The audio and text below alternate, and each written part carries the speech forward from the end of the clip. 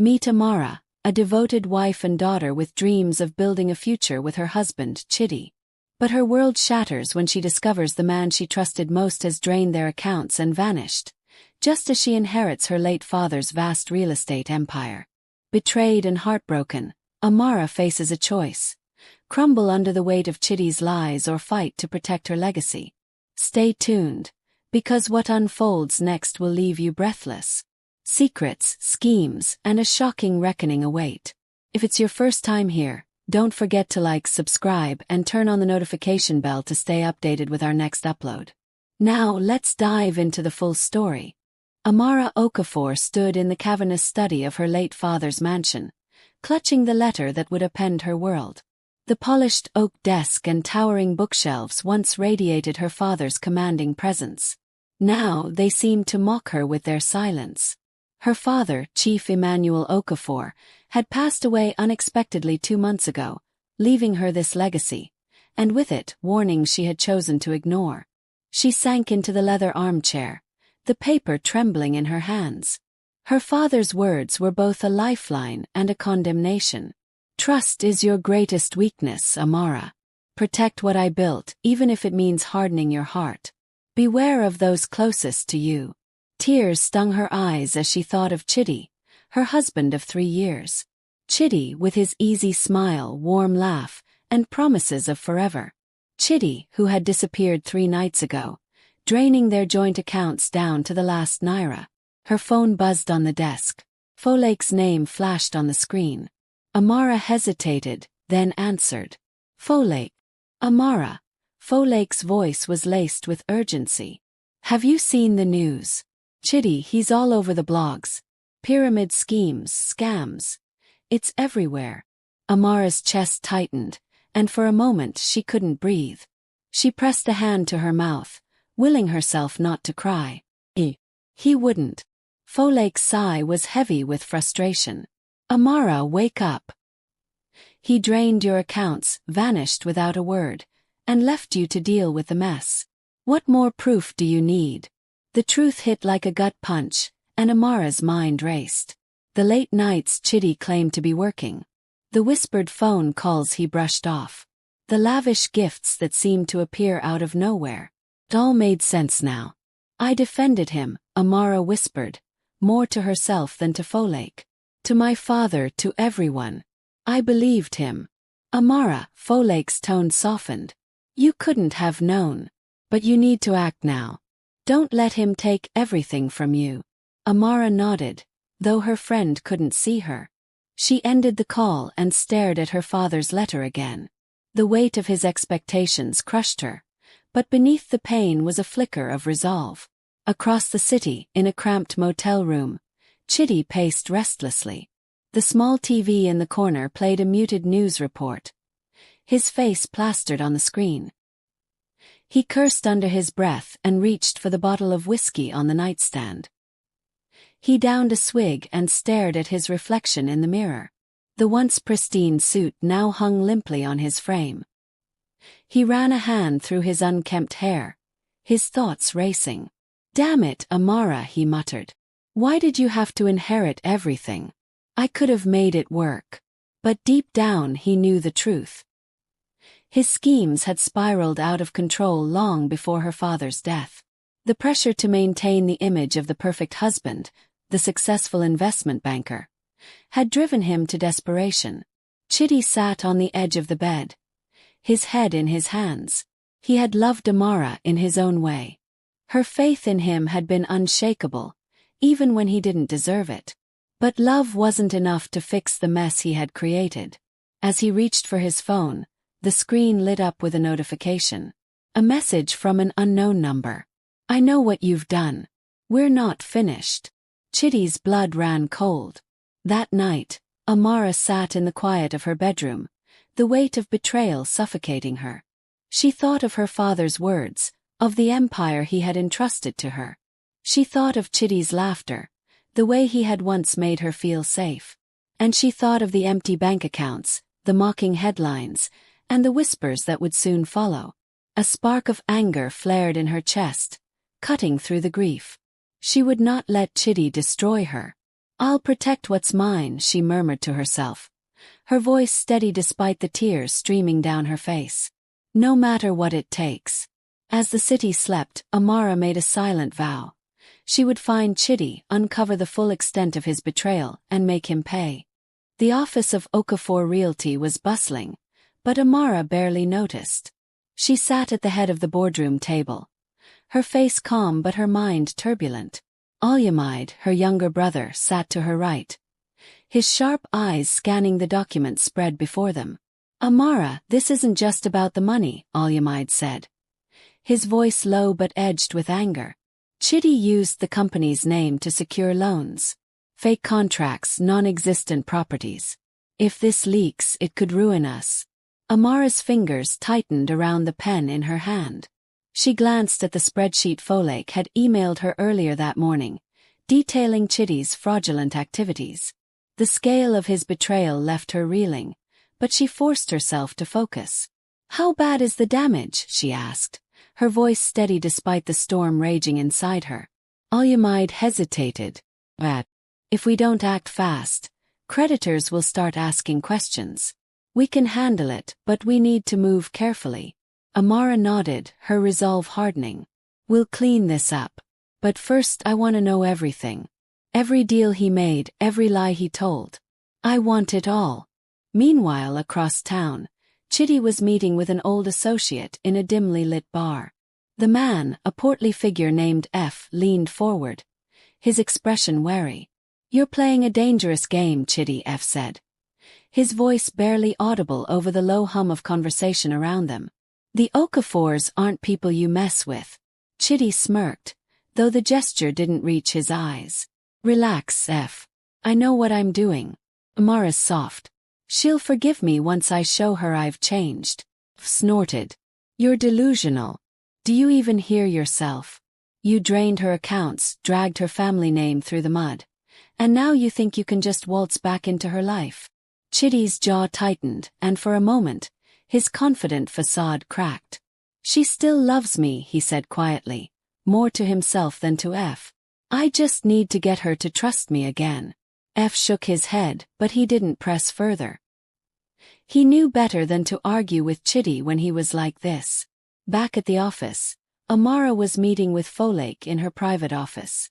The two women sat opposite each other, the tension in the room palpable. I spoke to my contact at the bank, Folake said, handing Amara a folder. Chitty set up a shell company 6 months ago. He funneled money through it. Some of it yours, some from his other victims.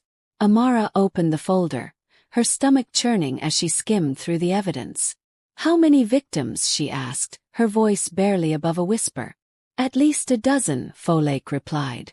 Most of them small-time investors.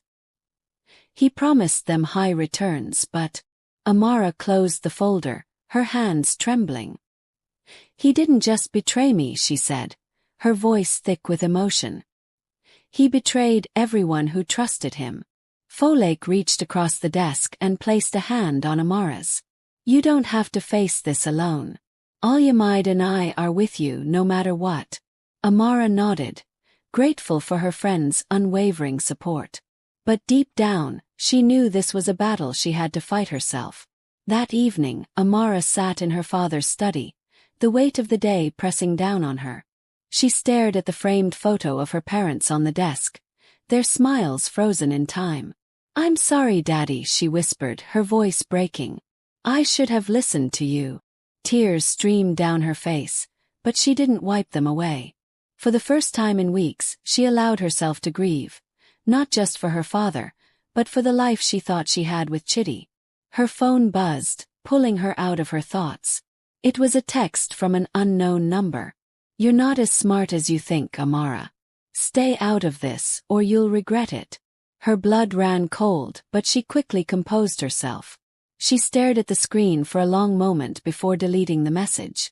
I'm not afraid of you, she muttered, her voice filled with quiet determination. As she turned off the lights and left the study, a plan was already forming in her mind.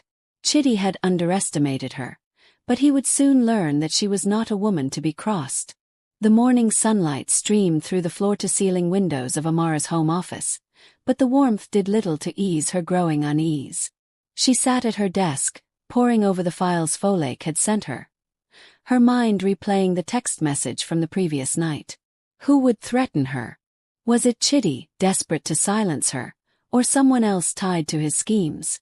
The door creaked open, and Olyamide stepped in, a cup of tea in one hand and his laptop in the other. He set the tea down in front of her, his brow furrowed. "You didn't sleep, did you?" he asked, sinking into the chair opposite her. Amara shook her head, not trusting herself to speak. She hated the vulnerability in her voice, hated that Chitty still had the power to unravel her. Olyamide's expression softened. "I spoke to some of my contacts. Chitty's scams are deeper than we thought. The shell company Folake found. He wasn't working alone. He's got partners. Dangerous ones." Amara's stomach clenched. "What do you mean by dangerous?" "Organized crime," Olyamide said grimly. "People who don't care about collateral damage. If you keep digging, you'll put a target on your back." Amara's lips pressed into a thin line. "I can't let him get away with this, Olyamide. He betrayed me, our family, and innocent people who trusted him. I won't stop." Olyamide leaned forward, his voice dropping. "Then you need to be smart about it.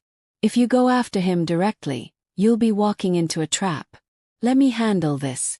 Amara met his gaze, seeing the determination in his eyes. She nodded reluctantly. "We'll do this together."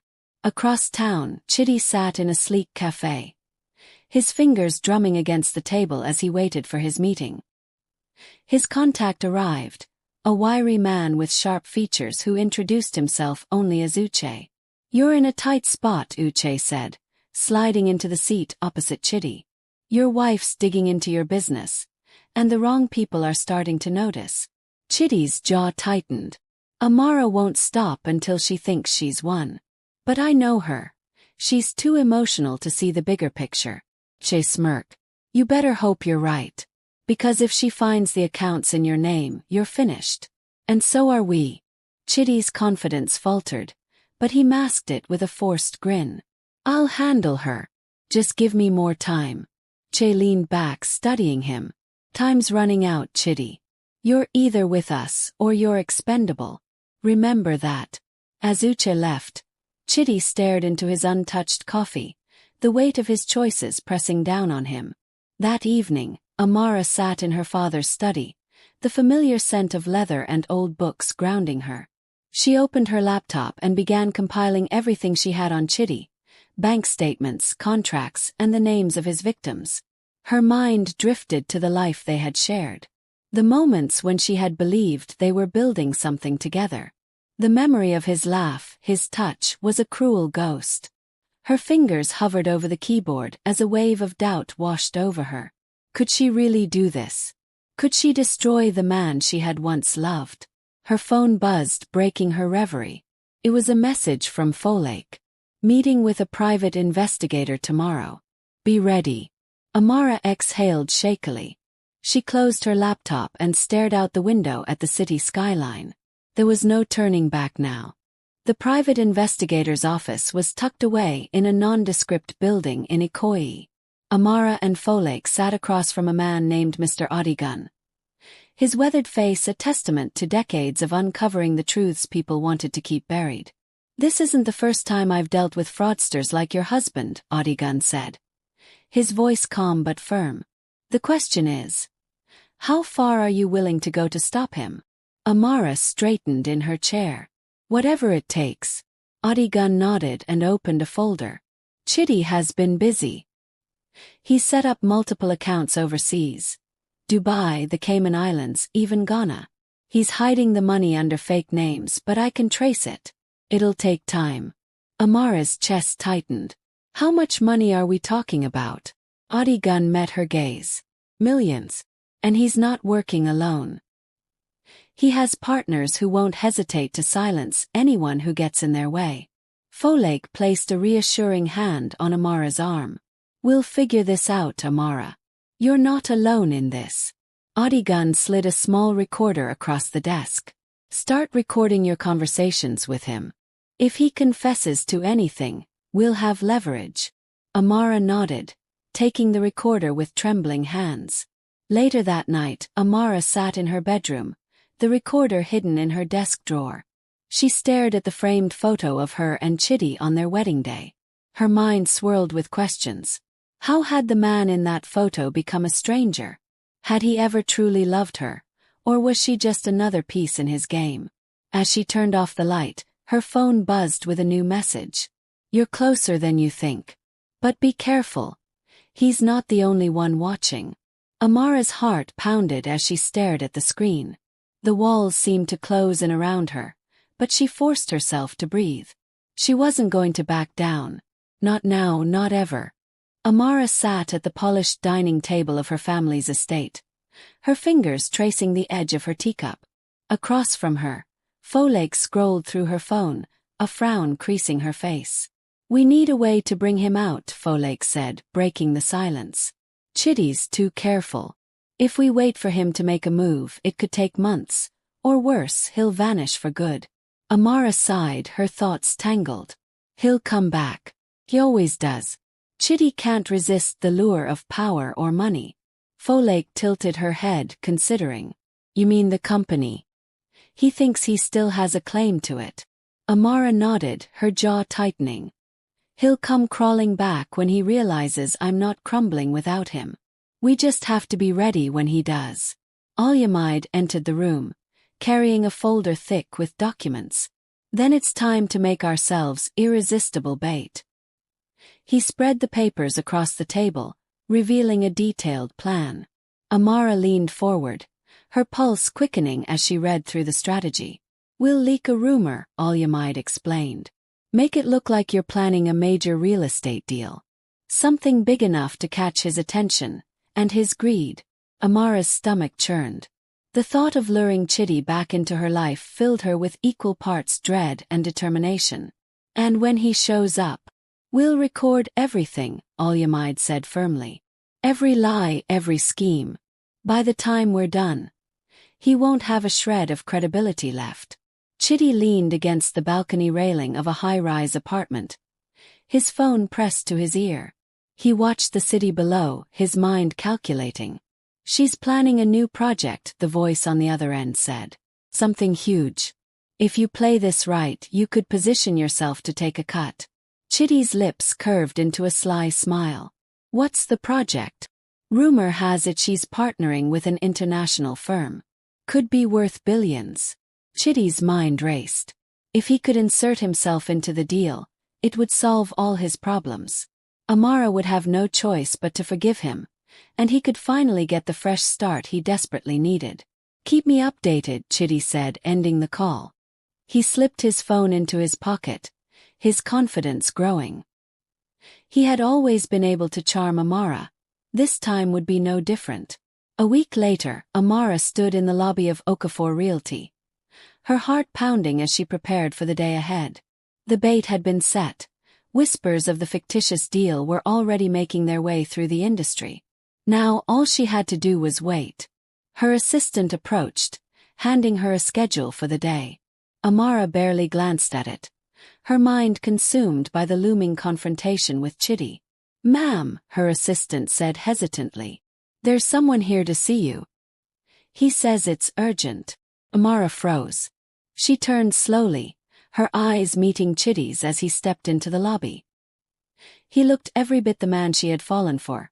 Polished suit, disarming smile, but she saw the cracks beneath the surface.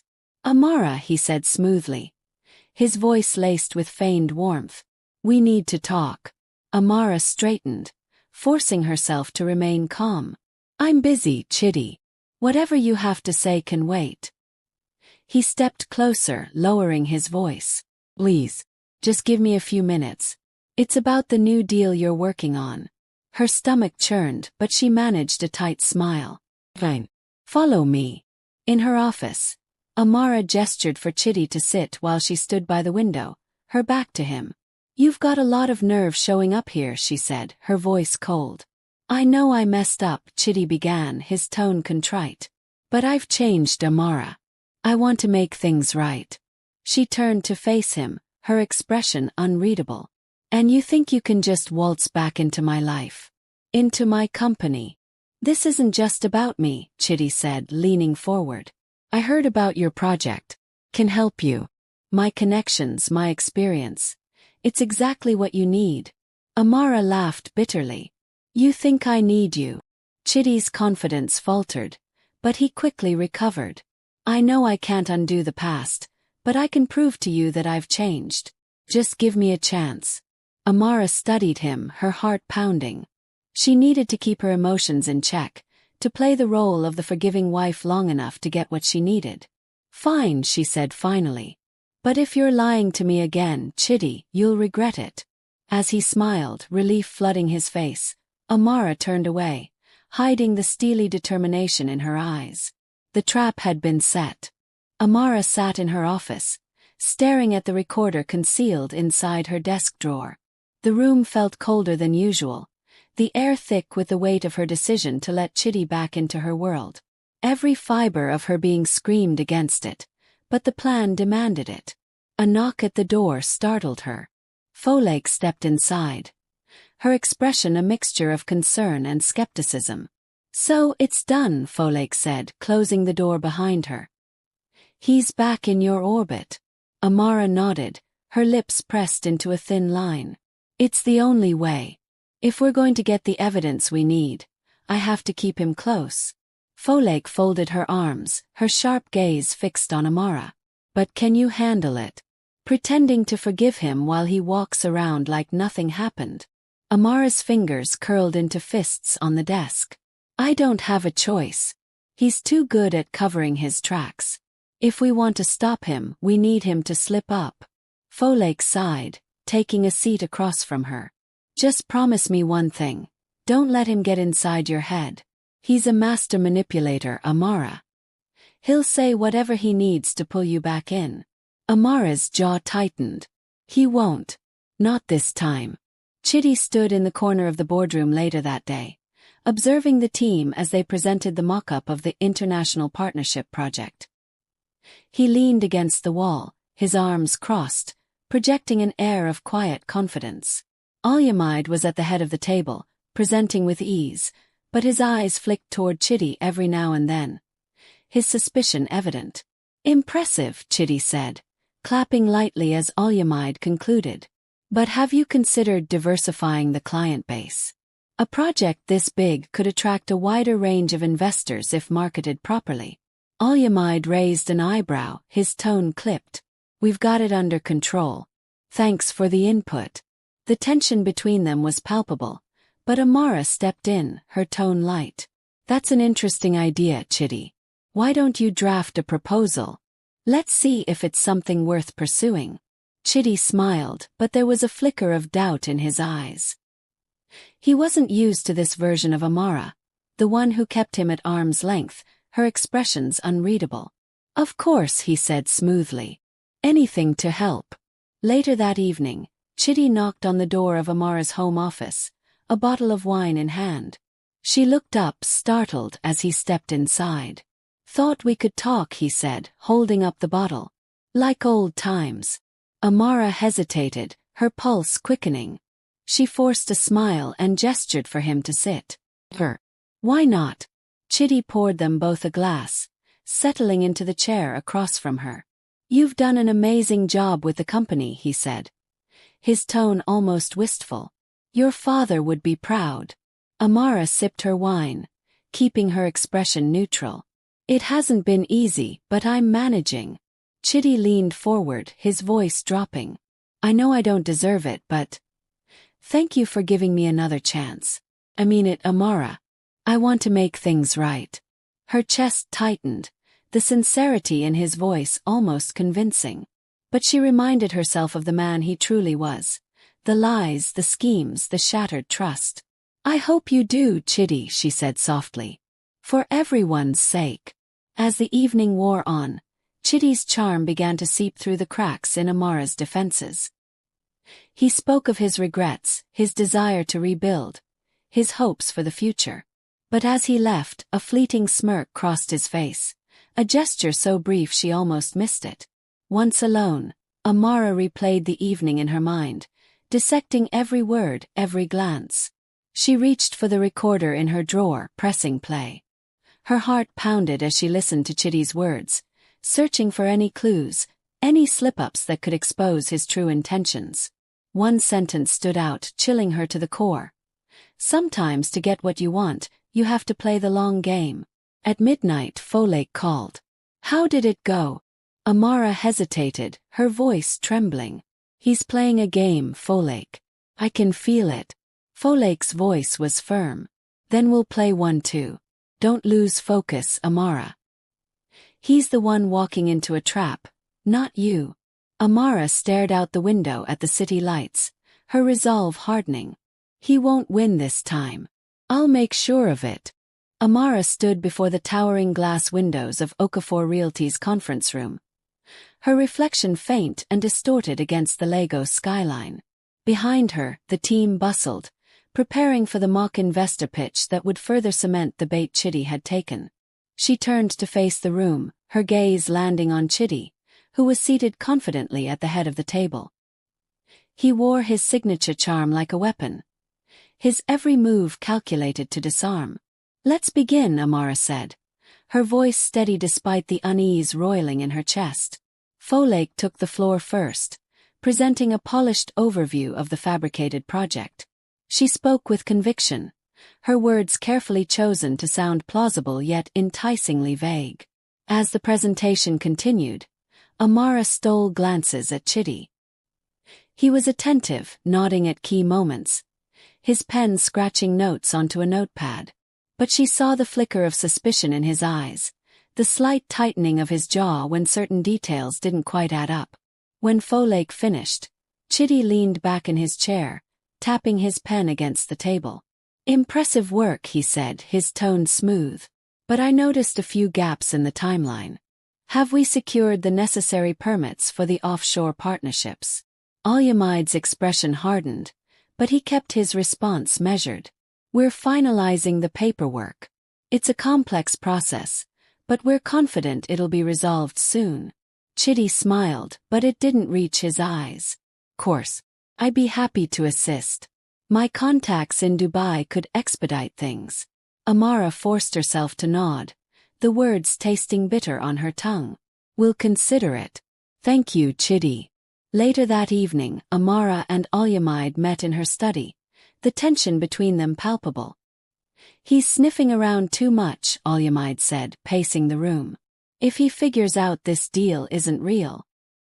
He won't, Amara interrupted, her voice firm. He's too focused on what he thinks he can gain. Alyamide stopped, his expression skeptical. And if you're wrong, what then?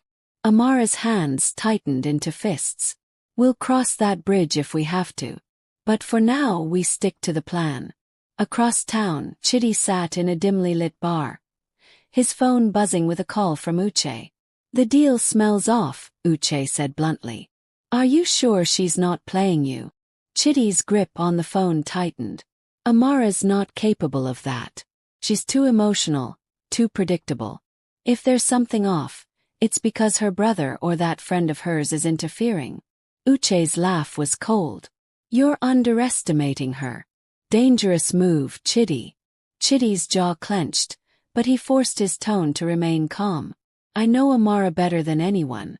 She won't risk her father's legacy, not even to spite me. But as he ended the call, a sliver of doubt crept in. Amara sat in her car, the night enveloping her like a cloak. The recorder sat on the passenger seat, a small red light blinking steadily. Her meeting with Odigun had left her shaken. The private investigator had confirmed that Chitty's partners were watching her more closely than she'd realized. You need to be careful, Odigun had warned. They're not just after money, they're after control. If they sense you're a threat, they won't hesitate to eliminate you. The words echoed in her mind as she gripped the steering wheel, her knuckles white. When she arrived home, she found Chitty in the living room, casually flipping through a business magazine. He looked up as she entered, his expression unreadable. You've been busy, he said, his tone light but with an edge beneath it. Amara forced a smile. Running a company isn't exactly a 9-to-5 job. He studied her for a moment, then gestured to the seat across from him. Boy me. I've been thinking about the project and I have some ideas. Amara hesitated, but she sat, her mind racing. She needed to keep him talking to find a way to capture his lies on record. Chitty leaned forward, his voice dropping to a conspiratorial tone. We could increase the project's appeal by involving my contacts in Ghana. They're discreet, and they know how to move money without raising red flags. Amara's stomach churned, but she nodded. That's an interesting idea. I'll have to discuss it with the team. He smirked, a flicker of triumph in his eyes. Course. But remember, Amara, sometimes you have to take risks to get ahead. Her fingers tightened around her glass, the weight of his words sinking in. Later, Amara replayed the recording in her study, her heart pounding as she heard Chitty's veiled confession. He's slipping, Folklore said over the phone. But it's not enough. We need more. Amara's voice was steady, but her resolve wavered. He'll slip again. And when he does, we'll be ready. Amara's patience was wearing thin. The elaborate game she was playing with Chitty felt like a tightrope walk over a pit of lies, with each step more precarious than the last. Yet she couldn't falter now, not when they were so close to exposing him. In the boardroom, Chitty sat beside her, his presence looming as the team went over the investor interest fabricated for the project. He scribbled notes, his confidence growing with every update. This could be the breakthrough we've been waiting for, Chitty said, addressing the room with an air of authority. If we secure these partnerships, Okafor Realty will dominate the market for years to come. Amara nodded, forcing a smile. We're lucky to have you on board, Chitty. Your experience is invaluable. Her words felt like ash in her mouth, but they achieved their purpose. Chitty's ego swelled, his guard lowering with every flattering remark. As the meeting wrapped up, Chitty lingered, waiting until the others had left before turning to Amara. You've changed, he said, his tone oddly contemplative. The Amara I knew would never take such bold risks. It's impressive. Amara's pulse quickened, but she maintained her composure. I've had to adapt. Running a company like this isn't for the faint of heart. Chitty's gaze lingered on her, searching for something. Maybe I underestimated you, he said softly. Amara's heart clenched, but she didn't let it show. People change, Chitty. Sometimes for the better, sometimes not. He smirked, a glint of something darker in his eyes. Let's hope we're both on the right side of that change. That evening, Amara met with Folklore and Olyamide in the privacy of her home. The tension in the room was palpable as they reviewed the latest recordings. He's getting too comfortable, Olyamide said, pacing. If we're not careful, he'll figure out this deal is a setup. We can't rush this, Amara insisted, though her voice betrayed her exhaustion. We need him to incriminate himself fully. Folklore leaned forward, her expression grim. Then we need to push him. Force his hand. If he thinks he's about to lose everything, he might slip. Amara hesitated, the weight of the plan pressing down on her. And if he doesn't, then we make him, Olyamide said, his tone resolute. Across town, Chitty sat in his apartment, poring over the project's details. Something didn't sit right with him. The numbers were solid, the prospects lucrative, but there was a nagging doubt at the back of his mind. He picked up his phone, dialing Uche. Do some digging, Chitty said, his voice low. I want to know everything about this deal, the investors, the permits, everything. Something feels off. Finally using your instincts, Uche replied with a chuckle. I'll let you know what I find. Chitty hung up, his thoughts swirling. He had always prided himself on being one step ahead, but this time it felt like the game was slipping out of his control. The next day, Chitty arrived at Okafor Realty with an air of determination. He greeted Amara with his usual charm, but his eyes held a sharper edge. Mind if I sit in on today's investor call, he asked, his tone casual. Amara's stomach dropped, but she masked it with a smile. Course. Your input is always valuable. As the call progressed, Chitty listened intently, his gaze flickering between Amara and the team. He asked pointed questions, his tone growing more probing with each inquiry. Afterward, he cornered Amara in her office. "There's something you're not telling me," he said, his voice low and accusing. Amara met his gaze, her heart pounding. "What are you talking about?" "The permits," Chitty said, stepping closer. "They're still pending, aren't they? You're taking a massive risk without proper clearance." Amara's mind raced. "We've accounted for everything, Chitty. You need to trust the process." He studied her, his expression unreadable. "Trust. That's a dangerous word, don't you think?" That evening, Amara met with Folake and Olyamide again, the urgency in their voices mirroring her own anxiety. "He's suspicious," Amara said, pacing. "He's starting to dig." "Then we need to move fast," Olyamide said. "If he finds out this deal is fake, we lose everything." Folake's expression hardened. "We can't let that happen. We need to up the stakes, make him feel like he's on the verge of losing control." Amara hesitated, the weight of their plan growing heavier with each passing day. "And if he retaliates?" "We'll be ready," Folake said firmly. Meanwhile, Chitty's doubts continued to grow. He spent hours poring over the project's details, searching for inconsistencies. When Uche called with his findings, Chitty's worst fears were confirmed. "You were right," Uche said. "The permits are still in limbo, and the investors, they don't exist. It's a smokescreen, Chitty. She's playing you." Chitty's grip tightened on his phone, his mind racing. "If she thinks she can outsmart me, she's in for a rude awakening." As he ended the call, a cold determination settled over him. He would expose Amara's deception, and take her empire for himself. Amara sat at her desk, her fingers trembling as she sifted through documents that seemed to blur together. The weight of the last few months bore down on her, each step closer to the truth taking its toll. She knew they were approaching the final act, but she couldn't shake the gnawing fear that Chitty was beginning to see through their charade. A knock at the door snapped her out of her thoughts. It was Folake, her expression a mix of determination and concern. "We have a problem," she said, closing the door behind her. Amara's heart sank. "What now?" Chitty's been asking questions. Dangerous ones. Olyamide overheard him talking to one of his old contacts about the project. Amara leaned back in her chair, pressing her fingers to her temples. "He knows something's off. I can feel it." "Then we need to push harder," Folake said firmly. "We can't let him gain the upper hand." Amara nodded, her resolve hardening. "Let's proceed with the final phase. If he's going to expose himself, it has to be now."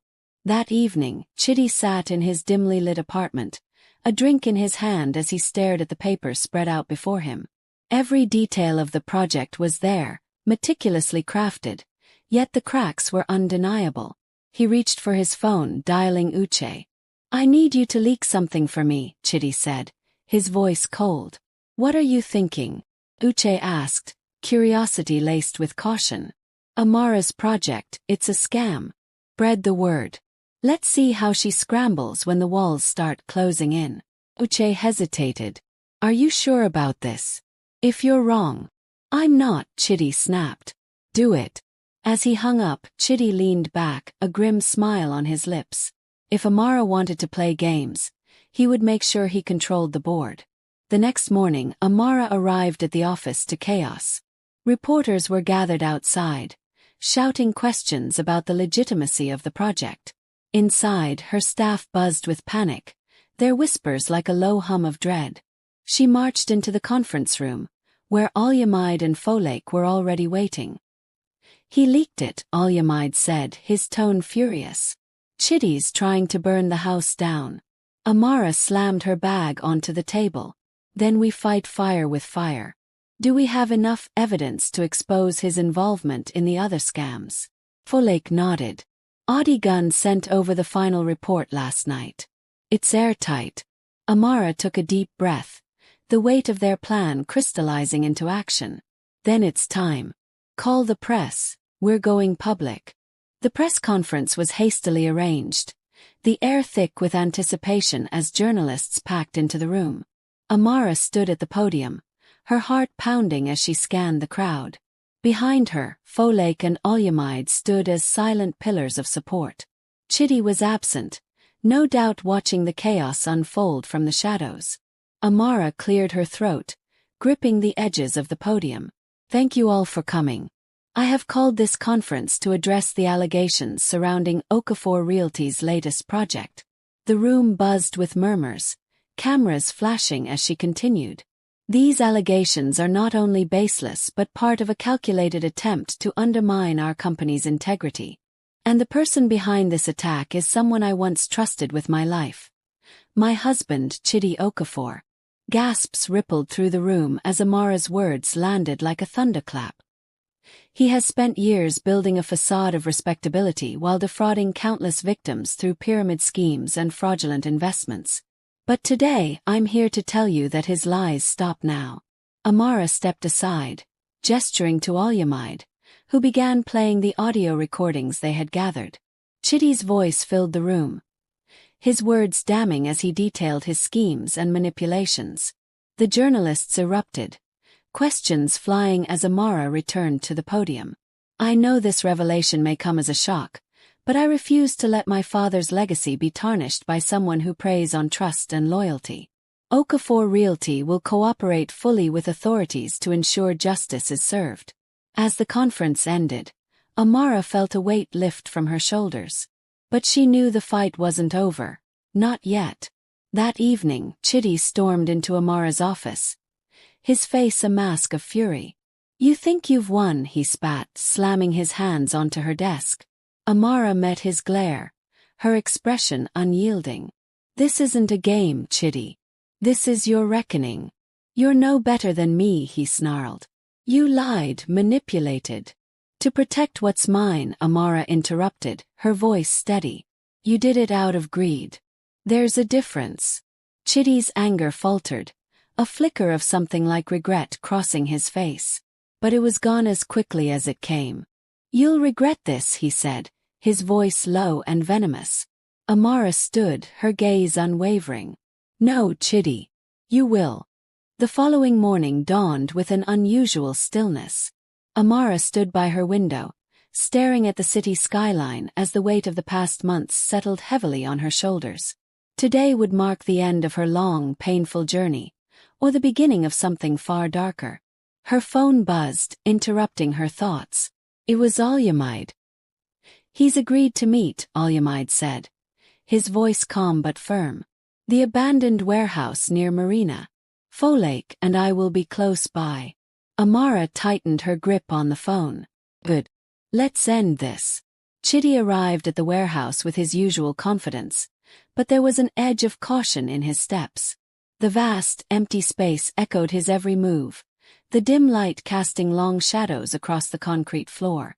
Amara stood in the center, her arms crossed, a figure of composed defiance. A folder rested on the table beside her, its contents glowing faintly under the single overhead bulb. You've been busy, Chitty said, his voice dripping with sarcasm. A press conference. Really?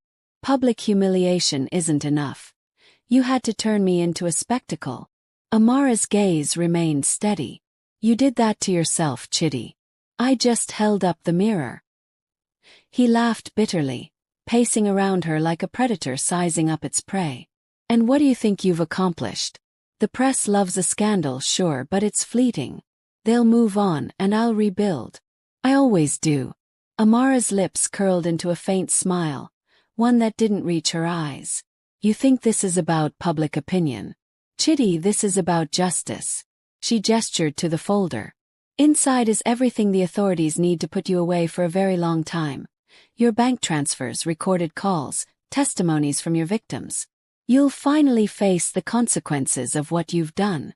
Chitty's composure cracked, his smirk faltering. You don't have the guts to hand that over. You'd destroy your own reputation along with mine. Amara stepped closer, her voice low but fierce. I've spent months cleaning up the mess you made. Protecting the company, shielding the people who depended on us. My reputation is intact. Yours is ashes. Chitty's jaw clenched, his bravado slipping further. You don't understand. Everything I did, it was for us. For our future. Amara's laugh was sharp and cold. You drained our accounts. You abandoned me. You didn't do it for us. You did it for yourself. Outside, Folake and Olyamide watched from a distance, tension crackling between them. Do you think she'll go through with it? Folake asked, her voice barely above a whisper. She has to, Olyamide replied. It's the only way to truly end this. Back in the warehouse, Chitty's desperation bled through his carefully crafted facade. Amara, listened to me. Changed. I'm not that man anymore. You saw me with the kids in Ghana. I was trying to make amends. Amara's expression softened for a fleeting moment, the memory of those children tugging at her heart. But then she steeled herself, remembering the years of lies and betrayal. Change isn't a performance, Chitty, she said quietly. It's a choice. And you've made yours. She picked up the folder and walked toward the exit, her heels clicking against the concrete. Amara, wait. Chitty called after her, his voice breaking. Please. Give me a chance to prove I can be better. She paused at the door, turning back to face him. For a moment there was silence, thick and heavy with unspoken words. Then she spoke, her tone measured and final. Redemption isn't something you beg for, Chitty. Something you earn. I hope you find it one day. Hours later, Amara sat in her office, the sun setting behind her. The folder was gone, handed over to the authorities, and with it, the weight she had carried for so long. Folake and Olyamide entered, their faces a mixture of relief and pride. You did it, Folake said, placing a hand on Amara's shoulder. Amara nodded, her gaze distant. It doesn't feel like a victory. Just an ending. Olyamide sat across from her, his voice gentle. Sometimes endings are what we need to move forward. Amara looked out at the horizon, the city bathed in hues of gold and orange. For the first time in months, she felt a glimmer of peace. Here's to new beginnings, she murmured, more to herself than anyone else. And as the sun dipped below the skyline, Amara allowed herself to hope, for healing, for growth, and for a future free from the shadows of betrayal.